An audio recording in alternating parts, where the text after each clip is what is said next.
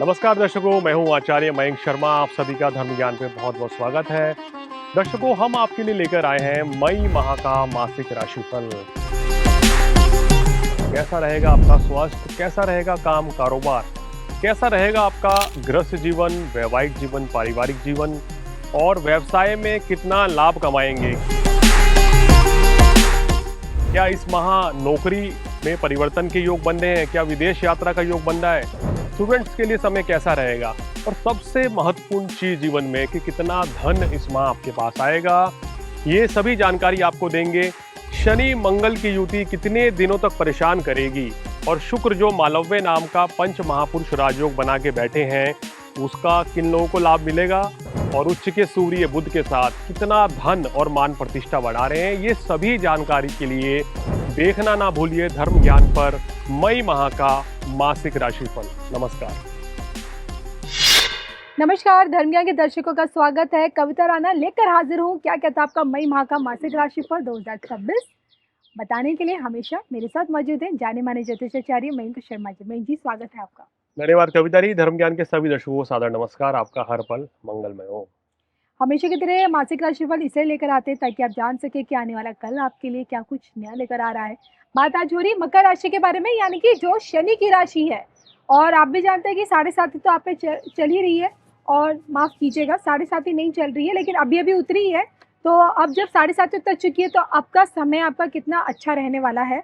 और ऐसे में मई की शुरुआत आपकी कैसी रहेगी, क्या कुछ नया आप सीख पाएंगे, क्या कुछ नया आपको मिलेगा रिश्तों के मामले में, अपने करियर में, अपने काम धंधे में, आर्थिक स्थिति में, सब कुछ कैसा रहने वाला है, सब कुछ जानेंगे। सबसे पहले ग्रह चाल से समझते हैं, बताएं।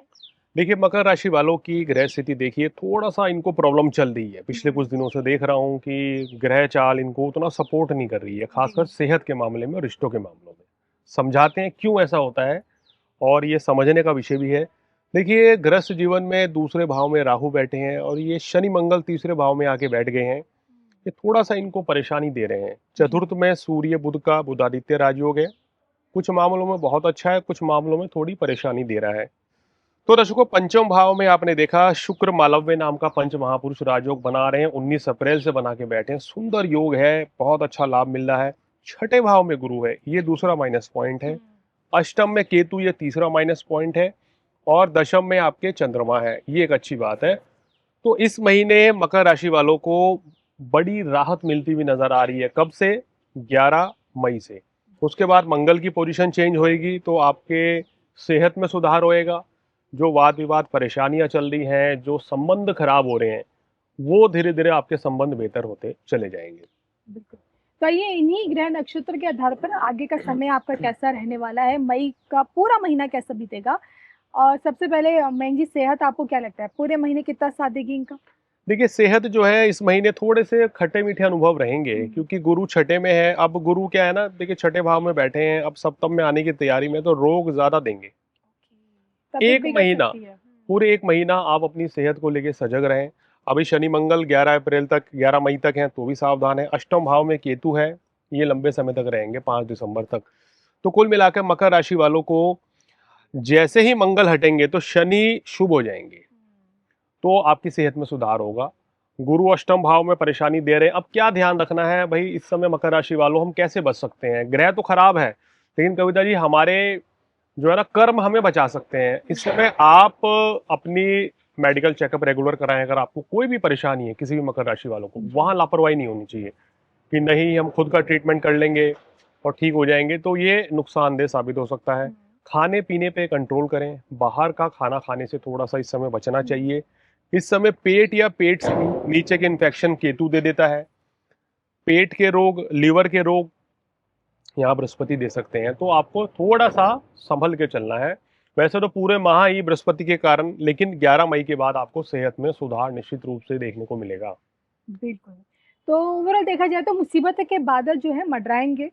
खासकर सेहत के ऊपर। और शुरुआती समय और लास्ट का भी थोड़ा सा जी, मिले जुले फल मिलेंगे, लेकिन सबके बीच चलिए स्टूडेंट्स के बारे में मुझे क्या लगता है, थोड़ा सा स्ट्रगल रहेगी इस बारी, कठिनाइयां रहने वाली। देखिए शिक्षा परीक्षा के भाव में शुक्र आके बैठे हैं, तो शुक्र मनोरंजन के कारक है और पंचम भाव जो है शिक्षा का भी है, तो प्रेम संबंधों का भी है। डिस्ट्रैक्शन।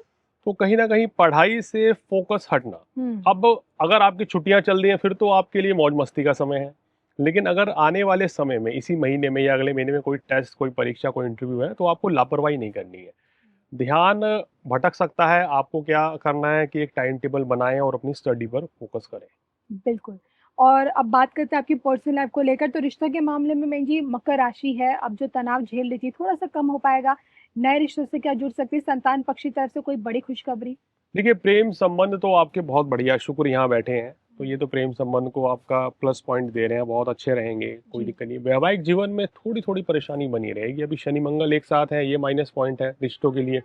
फिर मंगल यहाँ आके नीच दृष्टि यहाँ डालेंगे चतुर्थ भाव से, तो ये भी थोड़ा गृहस्थ जीवन में परेशानी पैदा करेगी। तो मकर राशि वालों को वैवाहिक जीवन में मधुरता बनाए रखनी है, कोई जी। गलतफहमी ना पैदा हो, वाद विवाद ना हो, इस चीज का ध्यान रखें। बिल्कुल। चलिए अब बात करते हैं फटाफट से आपकी प्रोफ़ेशनल लाइफ़ को लेकर। तो शनिदेव मेहनत तो खूब कराते हैं, लेकिन क्या इस बार आपको उस मेहनत का फल मिल पाएगा? आप अपने प्रोफ़ेशन में कितनी ग्रोथ करेंगे? चाहे जॉब में है या फिर बिज़नेस में, या फिर सोचा कुछ नया किया जाए, क्योंकि अब साढ़े 7 भी ऑलमोस्ट आपकी खत्म हो चुकी है। नए कार्य की शुरुआत कर सकते हैं मेघ जी अभी ये लोग? देखिए, इस समय नए कार्य की शुरुआत की जा सकती है, हुँ। और खासकर अगर आप ये 10 मई के बाद करें तो ज़्यादा अच्छा है। जी। सूर्य भी यहाँ दशम दृष्टि डाल रहे हैं, ये थोड़ा-सा नीच दृष्टि कर्म भाव पे है। हुँ, अब मेहनत आपको करनी होगी, लापरवाही नहीं करनी है इस समय। हुँ। किसी भी काम को लेके ढील बरतना आपको महँगा पड़ सकता है। जी। बस इस चीज़ का ध्यान रखना है। बाकी जो नौकरी, व्यवसाय आपका कर रहे हैं, उसमें आपको सफलता मिलती रहेगी। 10 मई के बाद तो अच्छा समय रहेगा। मंगल भी यहाँ आ जाएँगे, तो मंगल की दृष्टि इस दशम भाव पे पड़ेगी, बहुत अच्छी रहेगी। बुध की दशम भाव पे दृष्टि अभी वर्तमान में बहुत अच्छी है। हुँ। सूर्य बुध की युति चतुर्थ भाव में आपके सुख साधन बढ़ा रही है। प्रॉपर्टी, घर, वाहन इत्यादि ये आप ले सकते हैं। तो कुल चलिए। मिलाकर जी। कार्य व्यवसाय में समय अधिकतर अच्छा ही रहेगा। अब बात करते हैं इनके फाइनेंस को लेकर, तो कितनी आपकी बात धनार्जन के कितने प्रबल योग हैं? इन्वेस्टमेंट और उधारी के संदर्भ में भी जानना चाहूँगी। देखिए, आपकी कुंडली में धन के कारक शनि तीसरे भाव में है। 10 मई के बाद अकेले पड़ जाएँगे तो प्लस हो जाएगा। हुँ। पैसे में कोई दिक्कत नहीं है। भाग्य के स्वामी केंद्र में बैठे हैं, और लाभ के स्वामी भी केंद्र में आ जाएँगे तो बहुत अच्छा योग बनेगा। शुक्र पंचम भाव में बैठ के लाभ भाव को देख रहे हैं, तो पैसा तो अच्छा आएगा, खासकर व्यापारियों के पास। तो पैसे की कोई खास दिक्कत नहीं है, मगर राहु जो है यहाँ बैठा है, माइनस है। तो यहाँ शुक्र पैसा देगा, सूर्य हुँ। मंगल पैसा देंगे, मगर ये है कि ये राहु डुबा भी देंगे। ओह! तो तो इसलिए सप्तम में राहु बैठा है, वो तो कर तो सकता है इसलिए छेद। यहाँ आपको क्या करना है कि कोई आपके पास निवेशक आए कि यहाँ निवेश कर दीजिए, उससे यस, बचें यस। अभी। कोई आपको क्या पैसा उधार दे दें, यहाँ फंड हुँ। लगा दीजिए, तो बिना किसी सलाह के जल्दबाजी में कोई निर्णय ना लें। यानी कि कोई बड़ी डील अगर करे तो सोच समझ के बिल्कुल, कुंडली दिखा के कीजिए। बिल्कुल। तो मैं ये क्या उपाय और क्या आपकी सलाह है इनके लिए, मकर राशि वालों के लिए? देखिए, मकर राशि में अष्टमेश सूर्य होते हैं, तो हुँ। इनको सूर्य देव की आराधना निश्चित रूप से करनी चाहिए। सूर्य को जी। जल देना चाहिए हमेशा, ये करना बहुत अच्छा रहेगा।